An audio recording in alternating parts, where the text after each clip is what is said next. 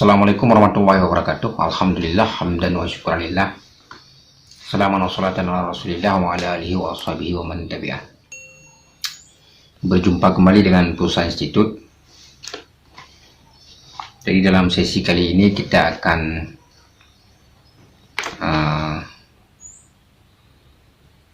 mengulas tentang, bukan mengulas seluruhnya ya, tapi sekedar melihat ada satu tulisan di satu majalah yang diterbitkan oleh MUI.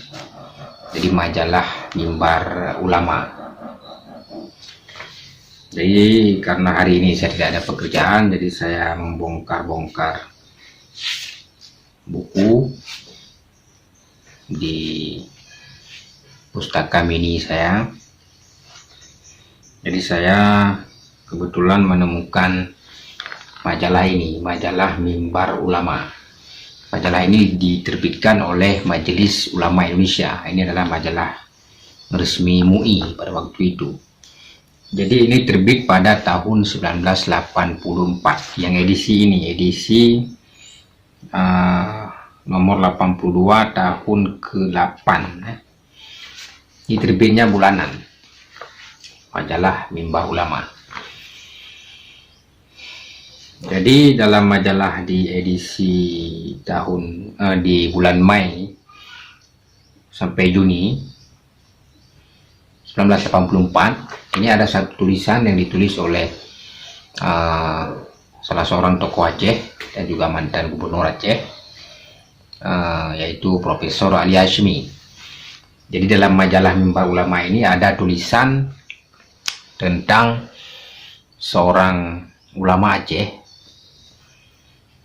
yang terkenal di level nasional. Walaupun oleh sebagian orang Aceh, adalah sebagian orang Aceh, teman-teman kita di Hidayah yang menganggap beliau ini bukan ulama, itu terserah ya. Jadi tulisan Ali Hashmi yang ada dalam Mimbar Ulama ini adalah tentang Profesor Hasbi As-Siddiqi. Dia adalah seorang ulama pembaru ataupun pemurni, jadi ulama modernis yang ada di Indonesia.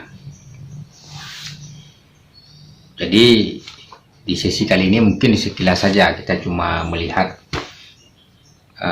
tulisan Ali Hashmi yang ada di majalah ini. Ini tulisannya. Di Tengku Hasbi As-Siddiqi yang ditulis oleh Ali Hashmi. Nanti mungkin di sesi lain kita akan bahas secara lengkap tentang biografi Profesor Hasbi As-Siddiqi. Jadi sosok Hasbi ini sebenarnya sangat menarik untuk dikaji.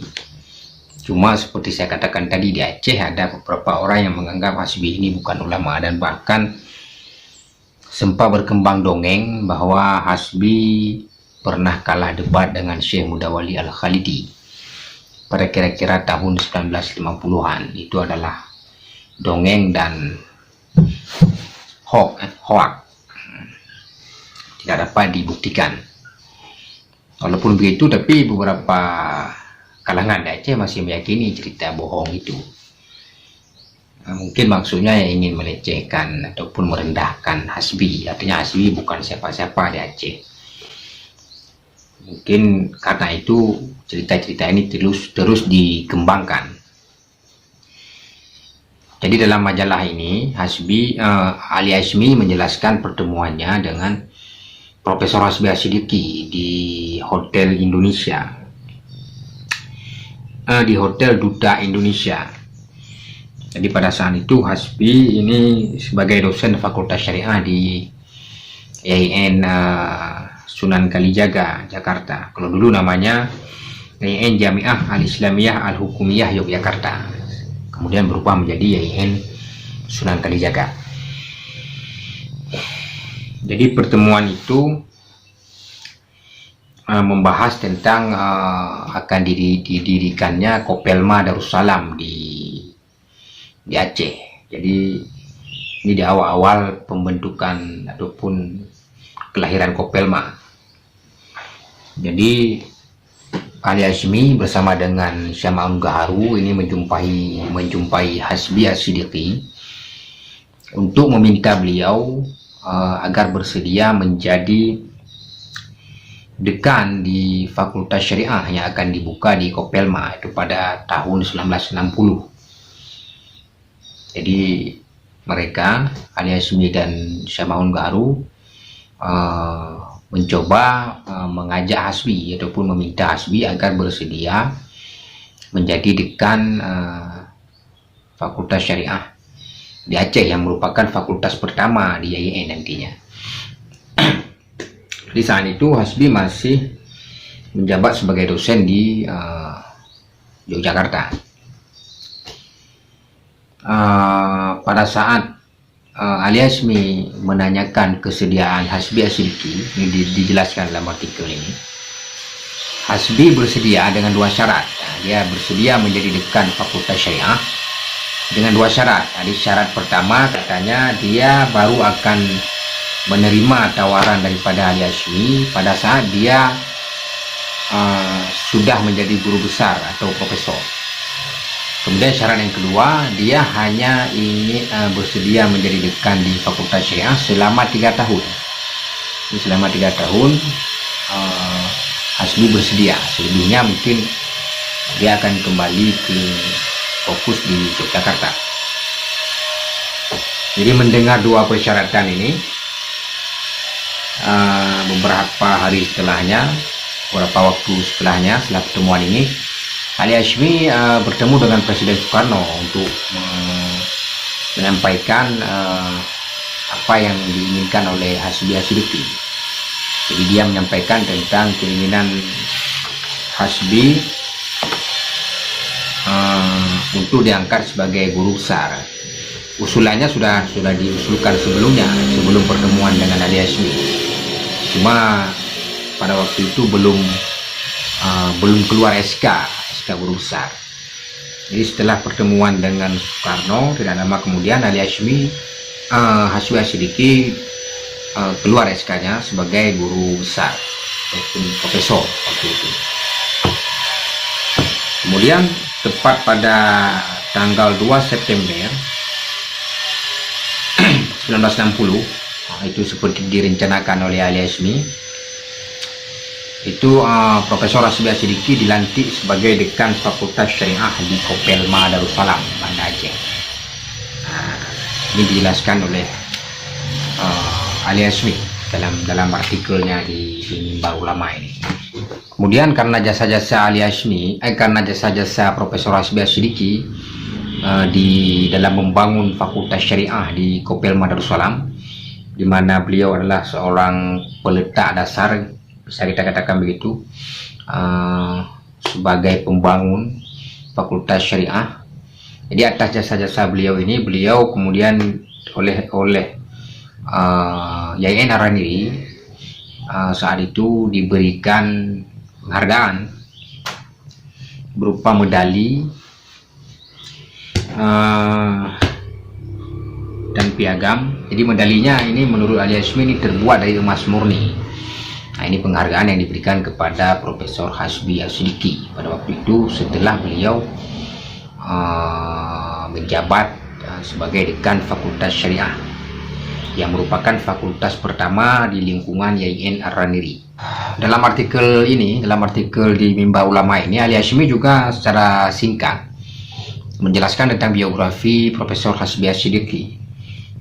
Jadi beliau juga menjelaskan tentang misalnya tentang karya-karya Hasbi. Jadi menurut catatan Ali Hashmi ini ada sekitar 95 judul buku yang ditulis oleh Profesor Hasbi As-Siddiqi. Ini semuanya seputar hukum Islam, karena beliau memang pakar di bagian hukum Islam. Kemudian juga Hasbi juga menulis tafsir, ada tafsir An-Nur 30 jilid dan juga ada tafsir Al-Bayan 3 jilid. Jadi saya aneh saja ketika ada orang yang mengatakan bahwa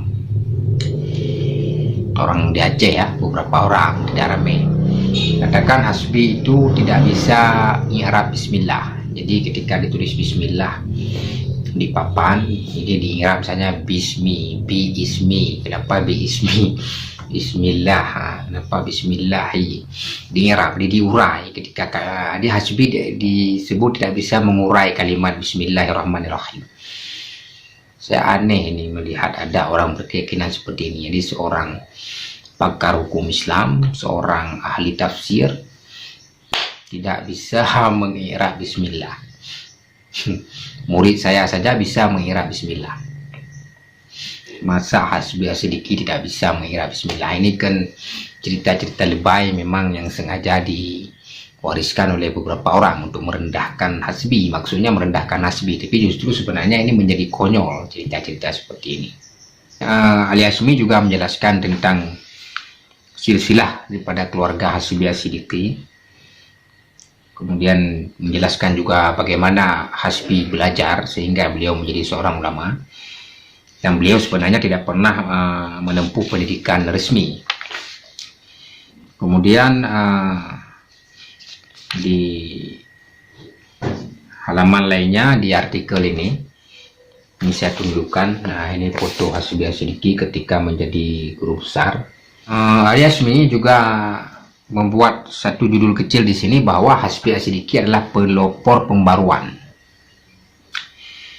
Jadi kalau kita lihat secara umum di level nasional di Indonesia, Hasbi memang masuk dalam tokoh pembaru sekaligus juga pemurni sebenarnya. Cuma kalau di Aceh ini bisa dikatakan bahwa Hasbi adalah pelopor, artinya Hasbi Asidiki adalah pembaru pertama di Aceh.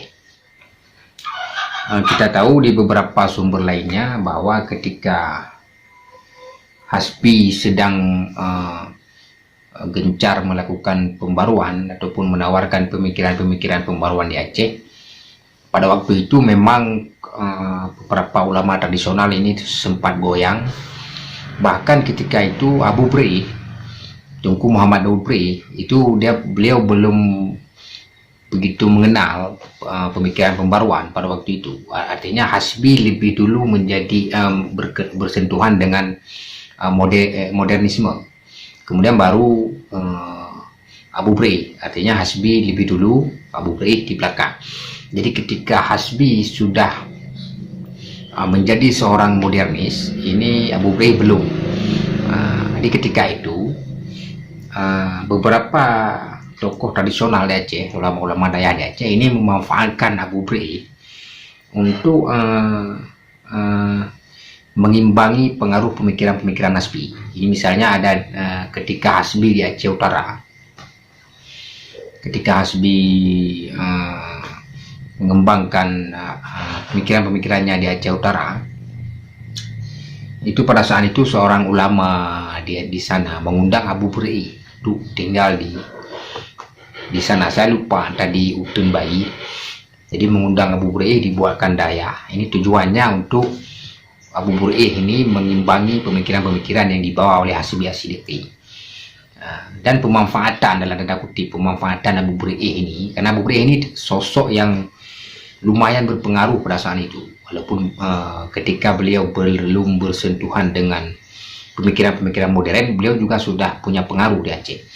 Jadi bukan saja ketika Hasbi mengembangkan pemikirannya di Aceh Utara, ulama daya memanfaatkan Abu Bri, tapi ketika berkembangnya Sumatera Tawalib dan pemikiran-pemikiran pembaruan di wilayah selatan Aceh, ini Abu Bri juga pernah diangkut ke sana. Tujuannya ingin mengimbangi ataupun ingin menghalangi pemikiran-pemikiran modern yang berkembang di Aceh Selatan waktu itu.